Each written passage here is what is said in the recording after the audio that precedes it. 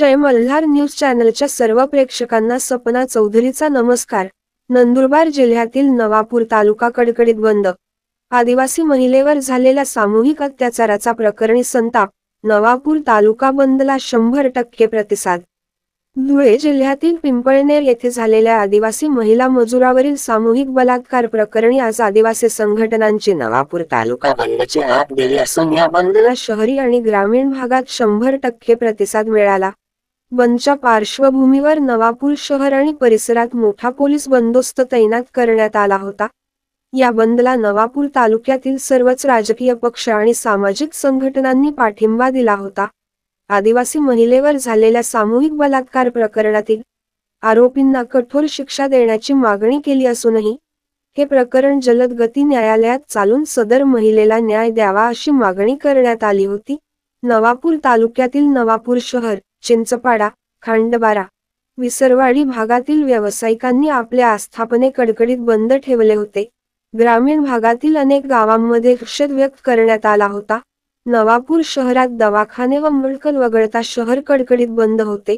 शहरात कोणताही अनुचित प्रकार होऊ नये म्हणून उपविभागीय पोलीस अधिकारी संजय महाजन, सहाय्यक पोलीस निरीक्षक नरेंद्र साबळे, उपनिरीक्षक मनोज पाटील, विशाल सोनवणे, भाऊसाहेब लांडगे, असई युवराज परदेशी, निजाम पाडवी, विनोद पराडके, दिनेश बाविस्कर, दादाभाई वाघ, विकी वाघ, अमोल जाधव, नितीन नाईक यांनी चोख बंदोबस्त ठेवला होता।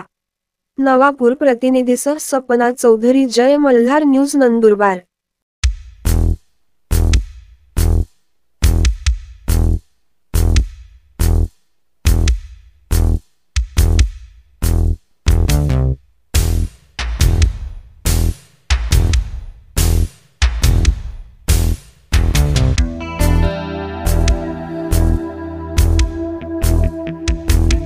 नवापूर तालुक्यातील एका आदिवासी महिलेवर 26 तारखेला 11:30च्या सुमारास पिंपळनेर या ठिकाणी 2 नराधमांनी एका आदिवासी महिलेवर अतिप्रसंग केलेला आहे, अन्याय अत्याचार केलेला आहे।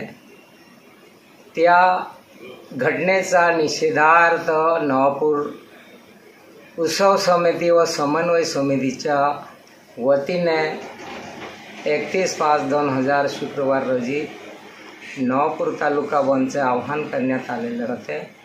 त्या आव्हान स्वीकारून नवापूर तालुक्यातील तमाम शेतकरी बंधू आणि व्यापारी बंधूंनी या बंदमध्ये सहभागी झाल्याबद्दल आणि बंद कडकडीत बंद करण्यासाठी व्यापारी शेतकरी बंधूंनी सहभाग नोंदवला।